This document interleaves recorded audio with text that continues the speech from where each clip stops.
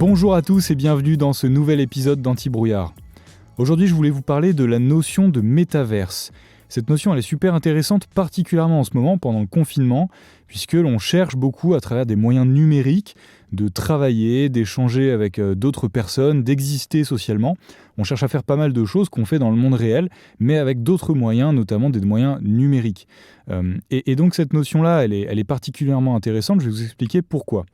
Le terme métaverse, c'est un terme qui est issu du roman de science-fiction Snow Crash, qui a été traduit en français par Le Samouraï virtuel, qui est sorti en 92 et qui a été écrit par un auteur qui s'appelle Neal Stephenson, qui est un très grand auteur de science-fiction, qui travaille d'ailleurs depuis 2014 pour une société qui s'appelle Magic Leap, qui est la société qui a levé énormément d'argent pour construire des lunettes de réalité augmentée, et vous allez comprendre le lien qu'il y a entre Magic Leap et le roman Snow Crash. Alors un métaverse, donc, qui est cette notion qui a été inventée par cet auteur, c'est un univers numérique. Alors volontairement, je ne parle pas d'univers virtuel, je parle d'univers numérique, qui est un univers persistant, donc qui continue à exister quelle que soit son utilisation et sa fréquentation. C'est un univers qui potentiellement peut même disposer d'une économie, d'un système d'emploi.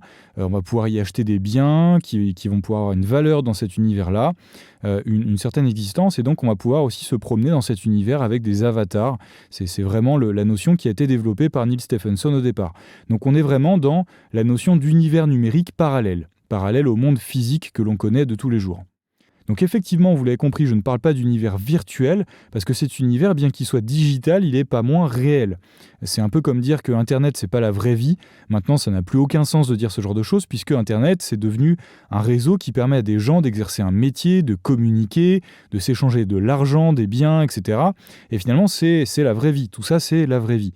Concrètement, la frontière entre le virtuel et le réel, elle n'est plus du tout ce qu'elle était, et finalement, elle n'a jamais vraiment été là, puisque dès le départ, ça nous a servi à construire une économie de l'échange de biens et services, de la communication entre les gens. Donc on était déjà quelque part dans le monde réel. Dans un article du Washington Post qui est assez récent, qui date de ces dernières semaines, on parle d'un nouvel Internet. On parle de potentiellement un nouvel Internet qui serait un métaverse justement, qui serait un univers parallèle. Et donc finalement, ça serait, ce nouvel Internet, un espace digital dans lequel on se retrouverait sous forme d'avatar, on pourrait échanger, etc. Vraiment la notion de métaverse. Alors en réalité, si on chipote un petit peu, ça ne serait pas un nouvel Internet, mais plutôt une nouvelle forme de web, puisque Internet, c'est le réseau, et le web, c'est le système avec des sites web, des pages, des liens, etc. Et c'est surtout le web, du coup, qui pourrait changer, qui pourrait être remplacé par un métaverse, un univers virtuel, et pas tellement le réseau qui est le réseau Internet qui pourrait subsister.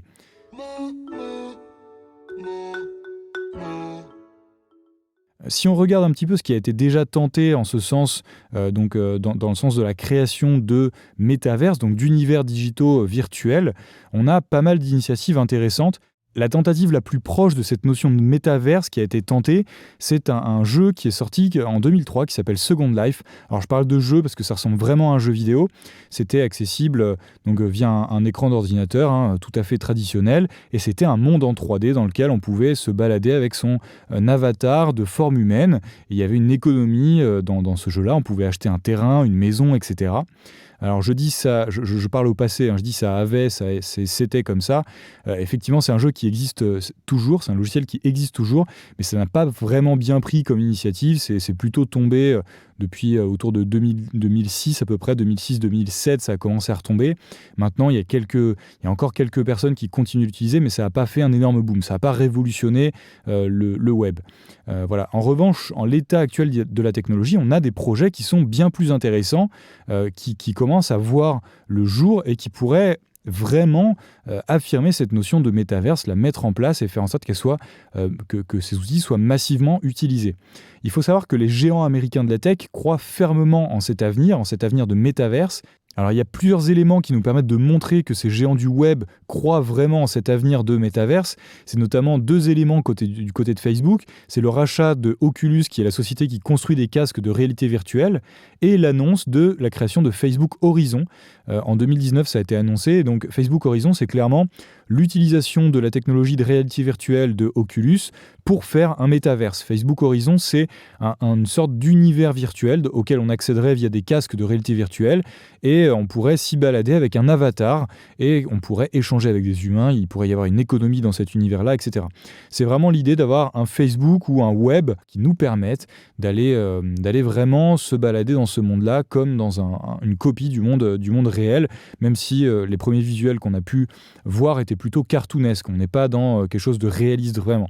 Ce qui est intéressant, c'est que le Washington Post souligne finalement que ces univers virtuels, les exemples les plus proches qu'on a d'une notion de métaverse, ça se retrouve finalement non pas dans ces projets-là des géants de la tech américains, mais plutôt dans les jeux vidéo à l'heure actuelle. Et effectivement, on retrouve ça dans des jeux notamment comme Fortnite. C'est un jeu qui a très très bien marché, notamment chez les très jeunes générations récemment.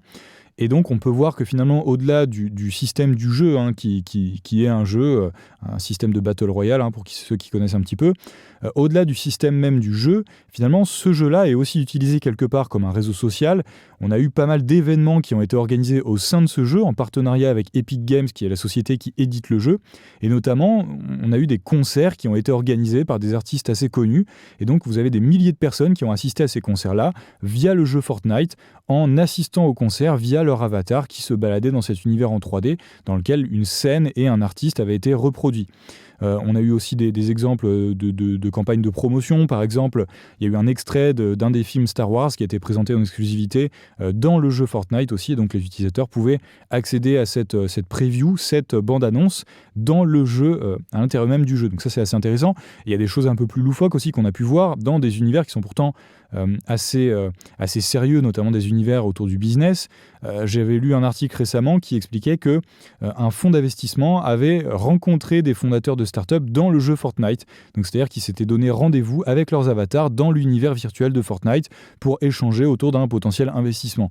Donc ça, c'est intéressant, c'est finalement un univers qui est très sérieux, qui essaie de casser un petit peu les codes en allant vers directement des univers virtuels. Et ça, c'était avant même le coronavirus. Alors c'est arrivé aussi avec d'autres jeux et ça a été bien sûr accéléré par le confinement. Notamment, vous avez des exemples de personnes qui carrément ont célébré une petite cérémonie de mariage ou une célébration de l'obtention d'un diplôme, par exemple dans le jeu Animal Crossing, qui est un jeu qui est sorti récemment, qui est notamment accessible sur Nintendo Switch, et ils se sont retrouvés avec leurs proches pour célébrer des événements de la vie quelque part physique, qu'ils avaient vécu vraiment dans leur vie à eux. Ce qui est un petit peu plus imagé que des appels vidéo Skype par exemple. Ça permet d'être peut-être un peu plus en interaction avec des déplacements dans l'univers, etc. Il y a un autre exemple qui est super intéressant, c'est une initiative qui a été lancée sur le jeu Minecraft par Reuters, qui a créé un système assez intéressant à travers son association Reporters Without Borders. C'est une association qui lutte contre la censure de la presse notamment, et ils ont carrément créé une bibliothèque d'œuvres non censurées sur Minecraft pour lutter contre la censure sur Internet. Et donc c'est une bibliothèque qui a l'air d'être une bibliothèque dans Minecraft que vous pouvez visiter et dont vous pouvez consulter des ouvrages. Donc directement dans le jeu, vous avez accès à certains documents qui passent du coup outre la censure d'Internet. Alors, l'une des limites et des critiques que l'on peut formuler à l'encontre de ces initiatives de création de métaverse à l'heure actuelle, c'est que finalement, tous ces écosystèmes, ils ne sont pas vraiment ouverts. C'est-à-dire qu'on est vraiment dans des univers très segmentés qui sont liés à l'écosystème technique dans lequel ils ont été créés, qui sont liés aux sociétés qui ont édité ces univers-là. Que l'on parle des jeux vidéo ou de Facebook Horizon, par exemple, ce sont des systèmes qui sont propres à leurs créateurs, ils ont leur propre monnaie, ils ne sont pas du tout interopérables. Et ça, c'est vraiment le gros point de différence que l'on a avec le web que l'on connaît, puisque le web, c'est un système qui est par définition assez ouvert, on a un standard technique, mais qui permet à n'importe qui de créer son site, son univers, finalement de manière relativement libre. Donc la question qui se pose vraiment, c'est est-ce qu'il ne faudrait pas repartir d'une base technique beaucoup plus ouverte, beaucoup plus standardisée, un peu comme le web qui permettrait à n'importe qui de créer son propre univers à l'intérieur des contraintes techniques de cet univers de métavers digital. Si vous avez aimé cet épisode, surtout ce que je vous invite à faire, c'est aller écouter l'épisode 13 d'Anti-Brouillard avec Aurélien Fache, qui est un passionné de ce sujet des réalités alternatives et avec qui on a pas mal discuté notamment de cette notion de métavers. Voilà, je vous laisse sur ces bonnes paroles et je vous dis à la semaine prochaine en espérant que le confinement se passe bien de votre côté. Merci beaucoup et à la semaine prochaine. Salut!